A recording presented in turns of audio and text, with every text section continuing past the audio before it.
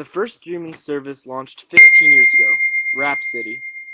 Now, nearly 10 billion songs are streamed every month, according to a blog post by Audium this past June, and that number is only growing.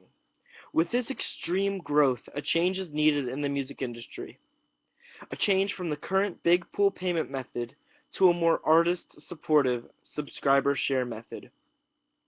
Artists have voiced their dissent for music streaming services, from headlining acts such as Taylor Swift to Joanna Newsom, who just last week in an interview with the LA Times criticized Spotify and Pandora. In my speech, I will explain the faults with the current streaming method and explain an effective alternative, the subscriber share method. So what is the system we use today? The big pool payment method is the name of the current system used on most streaming services. The big pool payment method requires all money to go into a pool and then be distributed based on plays for artists. However, the big pool payment method also relies on an equation that determines the price per play, and the price per play is falling. Since the method relies on this equation, there is no stability for artists. This causes confusion. Artists do not have a stable and reliable number to assume their income per month and are at the hands of Spotify and other streaming services to decide what those play prices are. The big pool payment method also bases its equation off of the average user and not the typical user. In an article in the New York Times on July of 2010, they determined that average does not mean normal. So why is it determining prices in a market? An average is not a good solution to base payments off of because of the drastic outliers that can occur. Businesses, restaurants, and stores may have music playing on one streaming account for hundreds of hours every month and still pay the same price as a person who only listens to a typical amount of music. These outliers raise the average amount of songs played per month to 2,000, while typically most people who use streaming services listen to between 200 and 500 songs a month. This causes payments to be focused on the amount of plays, not the amount of fans, or the amount of support.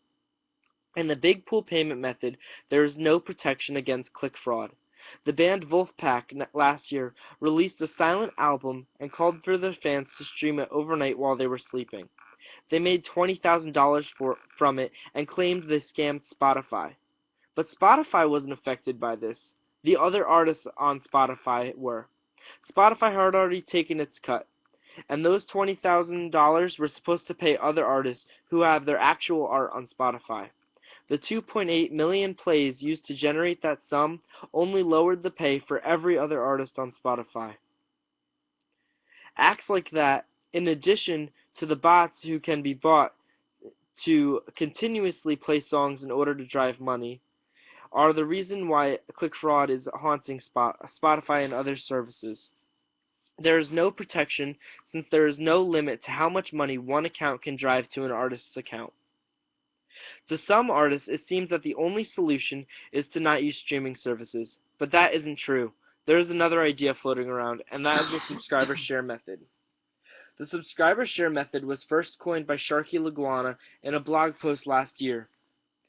It is the process to pay artists not by the number of streams they get, but by the proportion of time their fans spend listening to their music in relation to other artists. It works like this. If I listen to only one artist, let's say Adele, then Adele gets all $7 that I put towards my account. If I listen to two artists, let's say Drake and Adele, but only listen to Drake 25% of the time, then Drake gets $1.75 and Adele gets $5.25. It rewards artists for having supportive fan bases, not for one-hit wonders. But how would it influence different people in the music industry? Well, it supports smaller artists and smaller genres. Smaller artists and smaller genres have avid supporters. For example, jazz and classical. Most people who listen to those genres listen to just them. They will be able to capitalize on getting all the money that listeners pay.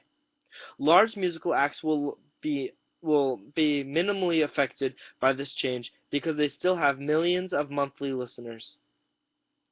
There is little to no click fraud under the subscriber share method. Now that accounts can only pay out $7, there can be no bots that hand out hundreds of dollars in stream monthly. In addition, the user now controls all of where their money is going. People have the power to support artists who they listen to and get paid from their subscription. It empowers the users to pay the artists and support what their music represents. The big pool payment method is flawed. It fluctuates pay that artists cannot depend on. The pay is based off of an average user and not the typical user, and click fraud is rampant. The subscriber share method pays artists based on their fan base, not their plays. It works better because it supports smaller artists and genres and still pays large sums to big acts. There is little to no click fraud, and the user controls where their money is going. With streaming music being the future of the music industry, there needs to be a better solution to capitalize on this growth. The subscriber share method is this better solution. Thank you.